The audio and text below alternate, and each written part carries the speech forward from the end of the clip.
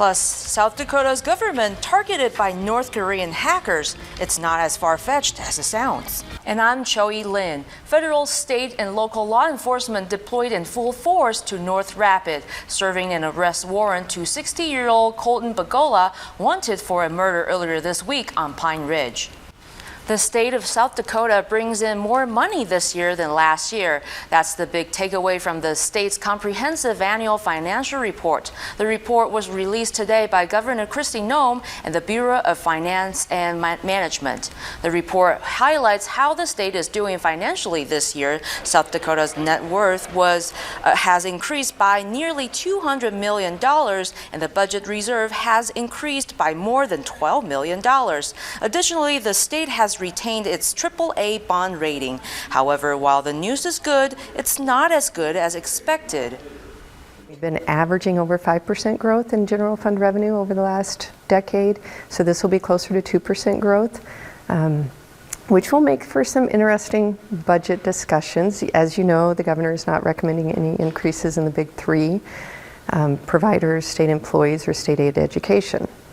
Now, there is only $23 million to go around, but it does come down to priorities. The legislative session starts in just a few weeks. Earlier this week, Homeland Security alerted state officials of a sporadic but persistent cyber attack targeting South Dakota government. Nick Reagan sat down with security experts to discuss the issue. The Pennington County Search and Rescue Team unveiled a new rescue tool that can fight through the Black Hills weather and terrain like nothing before. Our Natalie Morris went for a ride and saw up close how one vehicle could make a big difference in saving lives. It was nice to get some sunshine back today. It feels pretty nice out because of it. So on this Friday night, the big question for meteorologist David Stradling is this: will the warm weather stick around for the weekend, David? Still ahead tonight on Black Hills Fox News at 9. What does the future hold for Native American education? The Lakota Nation Invitational is known for many sports, but the archery competition is growing in popularity during the 4-day event. Each competing archer shoots 5 arrows at each animal, shooting a total of 30 arrows and competing side by side. Lakota Nation Invitational Archery Coordinator Tim Villia said the kids like archery because it's an individual sport, and coaches at LNI consistently stress individual improvement. The closest target is 10 meters, with the furthest being 15 meters from the competing line. Practice ranges for participants prior to the event occurred 1 to 4 days a week, depending on the school and their schedules. Kids just love archery because, they're doing it themselves, and you don't have to be the fastest or the strongest or the smartest to be able to compete. You just need to be coachable and have an interest, and it's really important for the archery coaches to keep it interesting. The top 12 scorers compete in the final round, with the perfect score being 300. Valia said the competitors only shoot and practice with still targets ranging from small to large, with the biggest target being a buffalo.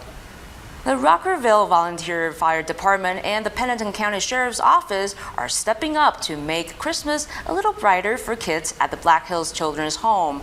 They loaded up fire trucks with toys this afternoon and took them to home outside of Rockerville. Each child got a toy and a chance to visit with Santa, and it was clear that was a big moment for all of the children.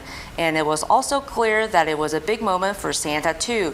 It was an emotional time for him as well. It's great. This year they're all wanting to get up and talk to Santa and come over and say hello and tell me what they want for Christmas and give hugs. Hugs are the best medicine. And as always, Santa was thinking ahead. He showed up with plenty of batteries so the kids could get playing right away. We'll check out a musical Christmas program where all the proceeds go to help local nonprofit organization One Heart, and that's after the break. David? For many, the Christmas season means music and a time for giving. And tonight, those two came together as one at the Performing Arts Center. A Christmas collection combined local musicians, and the concept was created last spring between Anna Marie Thatcher and the late Roy Hillenbrand to raise money for One Heart. Thatcher says the program is a little bit more contemporary and has choir music and readings. All the profits from Christmas collection will go directly to One Heart. For the producer and director of the show, it will have a special meaning for a few reasons. I'm very excited because actually this is a program that I wanted to do for a long time, and as it happened, Ray died exactly a year after my husband Graham died, and so I have. If you would like to see Christmas collection, tickets are $25 and the show times are on Saturday at 2 and 7:30. Coming up, first responders came together to give kids at one California hospital a once-in-a-lifetime show. Plus, this weekend is set to be one of the busiest times for travel. What you can do to stay ahead of the crowd after the break. A holiday treat for kids at a children's hospital in Sacramento. Several fire engines and police cars lining up for a unique type of light show. Fox's Eric Rooker has the story in tonight's Your Health.